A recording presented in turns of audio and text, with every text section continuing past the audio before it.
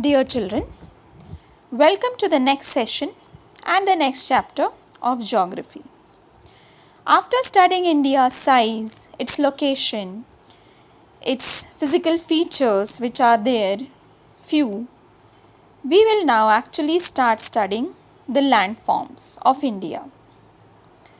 Now, physical features of India, chapter 2, will be dealing mainly with major landforms which we have in India. Now, as we use the word forms of water, solid, liquid, gaseous, similarly, the land is also having different forms.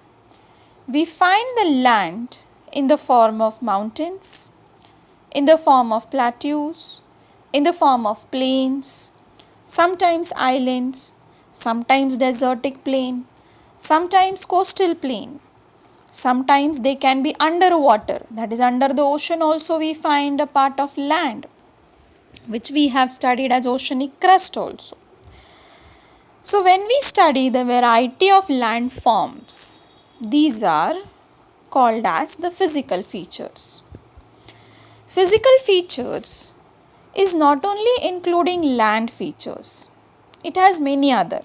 As I told, the things which we can see, which we can touch, which we can feel, in which even the climate, the natural vegetation, all these are there. But the most important is the landform.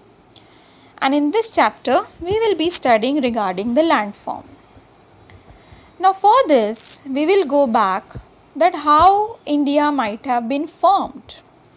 Because as here you will find the map is there, India's map, in which you will see that India is having variety of physical features. The dark shaded region, the lines and all, they are all showing the mountains, very loftiest mountains which are available in India. We have Western Ghats, Eastern Ghats, Central India is having so many mountainous region. Along with that, we have a very large and huge northern plain or totally plain land. We have deserts of Rajasthan. We have the central India covering the plateau which is called as peninsular plateau. We also are blessed with the islands actually. So likewise, India is not showing a single type of physical feature or relief feature. They are showing variety. And this variety is not only found in India, but it is also found all over the world. So obviously the question arises how this variety might have been there. Why in the world we have some places as oceans, some of them are the continents, some of them have turned into very huge islands, some of them are loftiest mountains, some of them are the valleys. So there might be a reason behind it. Now obviously the reason lies in millions and millions of years back, which is not so very easy to get.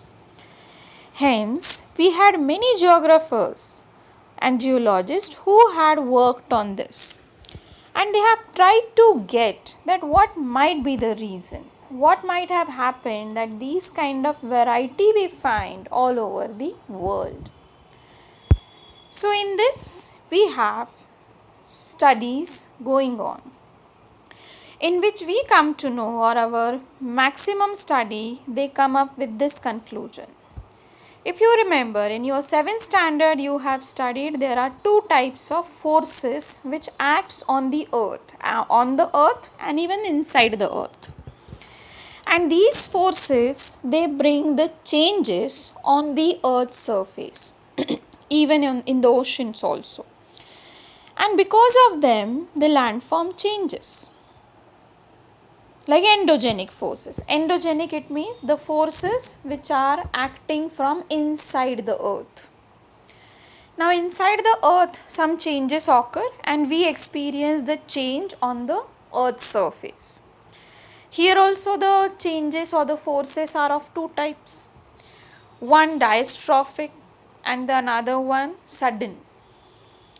slow movement. Slow movements, like here they have given the plate movement generally. Very slowly the plate moves, and when they move, sometimes the mountains are getting formed, like Himalayas. We have a best example that slowly till date also Himalayas are extending, increasing, but we are not able to see that and feel that. But it is increasing because the process is going very slowly. Sometimes even the island formation and all also very slowly it goes. Whereas some movements are sudden. Suddenly they start and suddenly they change. Sometimes a plate dashes and the earthquakes, the volcanic eruptions, they suddenly occur.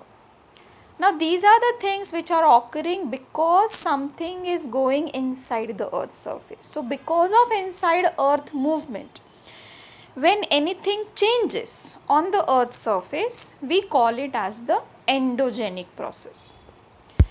And the exogenic process, which are responsible for many minute, or you can say small features.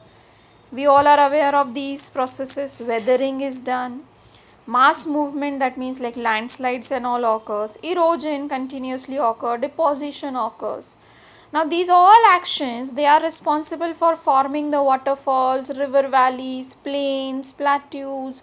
Likewise you find that these actions also are responsible for forming the variety. Now let us move to the formation of the world, then India, and then the physical features of India. Today we have seen that in our map, this is a final map which we refer nowadays.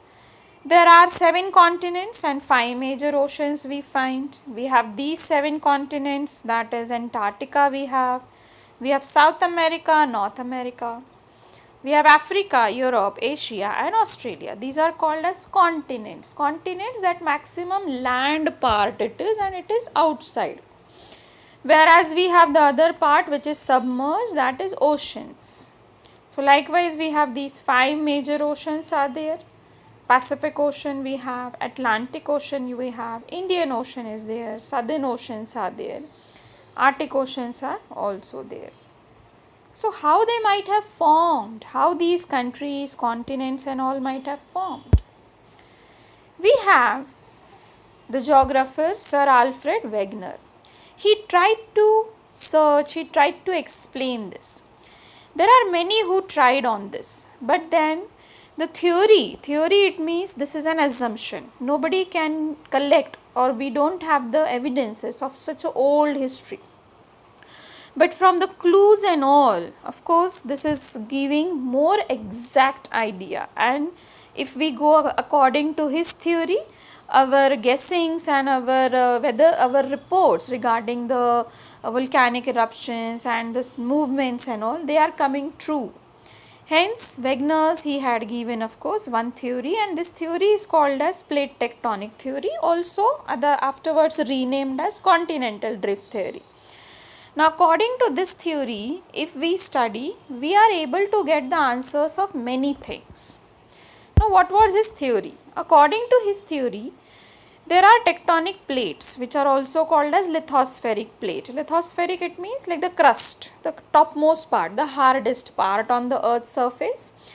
Now these are divided, this is divided into number of pieces, and each piece is called as one plate. And these plates are not so regular, they are very huge, they are massive, they are irregularly shaped of solid rock. Generally, they both are of different types. We have continental crust also, and we have the oceanic. It means continent is also having the hard layer, whereas inside the ocean also you have land. And plate size also is varying. They are all different actually sizes. They actually have few of them to hundreds and thousands of kilometers. Like Pacific and Antarctic plates, they are largest, huge plates these are. And Pacific is a plate, it is underwater, it is a complete one plate actually. So these plates, according to him, the crust is divided into various plates. And in this, what happens? From the deepest ocean trenches to the tallest mountain, plate tectonic explains the features and the movement of Earth's surface in the present and the past. We always hear that underwater trenches are there. We have such a huge tallest Himalayas are there. So all these things, how they might have formed, are quite answerable by his theory. So according to him, these plates, they glide over the mantle. It means like they move. And when they move, they generate some effects. Now let us have how do they move. This is the interior of the earth which you have studied earlier. Now you will see the topmost layer, crust, very hard layer. It is of two types. We have continental crust and we have oceanic crust also. So this is the hardest layer, and according to Wegener, this is the part which is divided into various pieces. And these pieces, on what it is floating? The second layer, that is mantle. We find one layer also in between, that is orange and the brown. Now these are the transition layers. Asthenosphere also it is called as. Now these plates are also semi-solid. They are not fully solid, they are not completely liquid. They are semi-solid like the jelly. And because of this, the plates are floating on this. Now even if it is a jelly type or something, why should they move? Because as you go down the earth's surface, the temperature increases and it is literally boiling. The mantle, hot lava. And hot lava, it is boiling, it means there is a movement. This mantle is moving. We will see how it is moving. It is moving in a circular manner. Like hot things are always lighter, so they will be going up. So the lighter mantle will come up, that means the cold mantle will come up and the hot mantle will go down. So likewise there is constant, of course, movement. If you have seen the boiling water in a pan, it is moving. So same way the mantle is moving. Below mantle you have outer core which is liquid, and then we have inner core which is basically in a solid state. So this is the structure. Now according to this, there are these plates are there.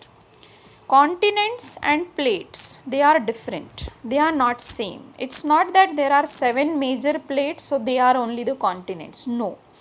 The plates and continents are different.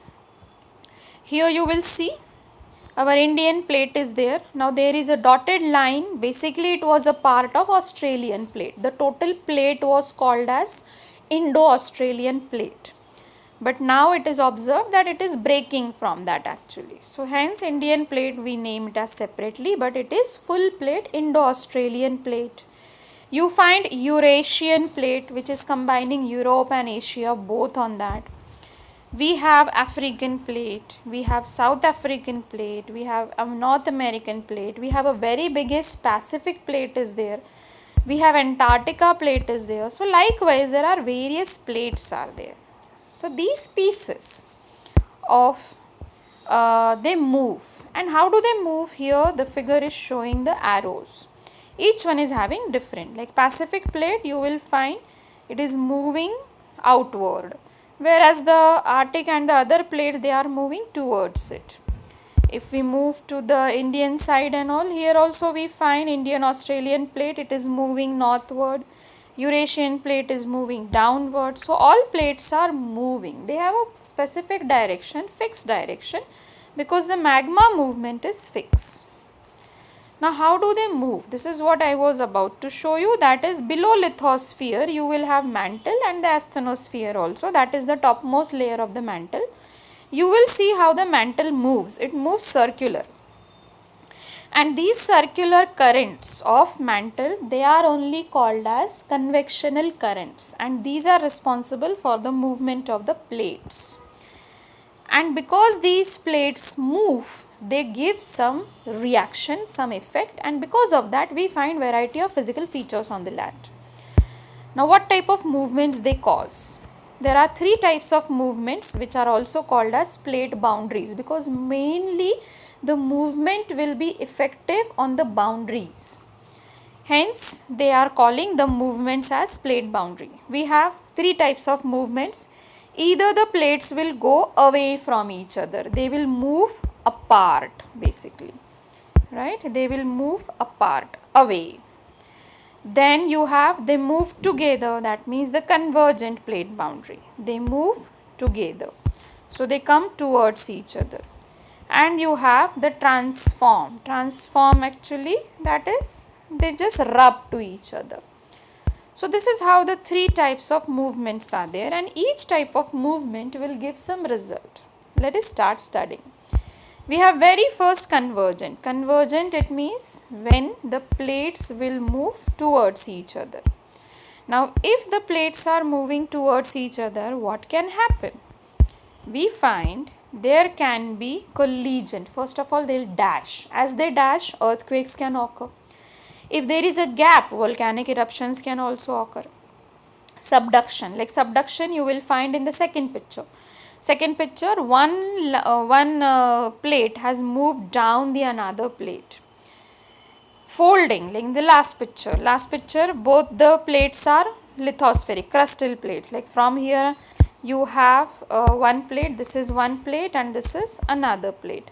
One had gone down to another, and this was having very soft sediment. So you will find all these mountains, they have arised, fold mountains, they have aroused the fold mountains. Here it is completely the oceanic plate. Now in this oceanic plate, sometimes what happens, they get crushed, sometimes volcanic eruption occurs, and if the volcanic eruption occurs, there can be the development of volcanic mountains also in this. And in the first picture we have that one plate, oceanic plate, and another land plate. So oceanic plate, because oceans, under that very soft of course soil is there, so then it has automatically got submerged, and then there was a development of a trench, that is a valley actually inside the ocean. As you have Mariana Trench, which is the deepest trench in the earth's surface, in the water. Now from the map you will find the example of convergent plate boundary. It means which plates are showing the convergent movement. Himalayan fold mountain is an example of the folding basically. Next movement, divergent. Now obviously when the two plates are moving away and they all are floating on the magma, that means what will happen? The lava will come out and the volcanic eruptions will be there. That means there will be volcanic eruptions, that means there will be the volcanic mountains can also form. Now if the same thing occur inside the sea, what will happen? Inside the sea, if two plates starts moving away from each other, then you will find that the sea floor, it will start extending, it will increase the sea. And if in this, if you have the volcanoes coming out, then there will be new formation of land also. So this is how the sea floor will spread. They can also give such kind of ridge. If the plates are moving away from each other, we can have such kind of development of ridges. Ridges, that is a valley which is developed due to the divergent movement. Now what are the effects of the plates, divergent plate boundary? It can develop a ridge or a gap. It can actually give the volcanoes. It can also give the earthquakes, and it can also turn the ocean basins wide. It means they can increase the sea floor. This is one example, mid-oceanic ridge. Atlantic Ocean is there, and in Atlantic Ocean this is completely a ridge, that is a valley inside the ocean. There is a big valley inside is formed, and that is just because of actually the divergent plate movement. Third movement, that is transform boundary. Now transform boundary, it means they just get rubbed to each other, lateral movement. Here the earthquakes and all, they are not so strong, but slight jerks are there, and sometimes they create a gap, a fault actually. Because of the rubbing, what happens? The breakage occurs. The land breaks on the corners and there is a fault line occurs, and we have a very famous fault developed due to transform boundary, that is San Andreas fault. Transform boundary occurs. So this is the more detail about this. You have the example, a picture of San Andreas fault due to transform boundary. So here you will find this is been made in the Northern California. This is a fault which is shown in the map. This is a fault, basically a line, a gap is being made, and here you find the clear picture of that. So this fault is developed due to the transform boundary. Now this verbally I have explained to you, but of course I know that this requires some visual support. Hence some supportive visual links I am attaching here with.